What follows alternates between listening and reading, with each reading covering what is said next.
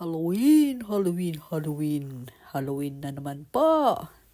At ito naman yung kinakatakutan ng mga nag-Halloween. Parade na naman ng mga Halloween. Kaya ito, naisipan ko ring gumawa ng DIY.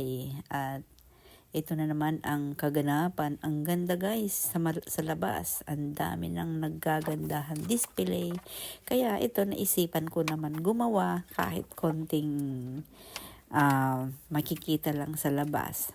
Kaya ito ginawa ko ay plastic bag lang ng black, tsaka cartoon, tsaka bumuo na din ako ng bilog. Tapos kahoy yung pinagpatayuan ko para tumayo naman siya. Kaya ito, lalagyan natin ng konting pang ikot-ikot doon sa gilid, sa liig, sa sombrero.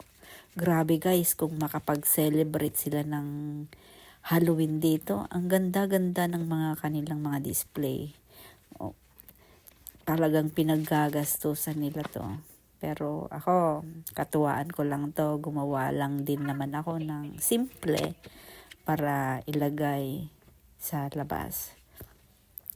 Naisipan ko lang kasi talaga sobrang ganda sa labas guys. Minsan, kukuha ako ng pati sa mga sa department store. Ang dami, grabe.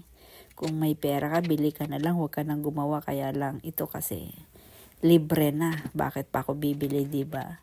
Nagkalat ang garbage bag sa labas, sa bahay namin. So, ito na lang. Diba? Ito ang kinalabas.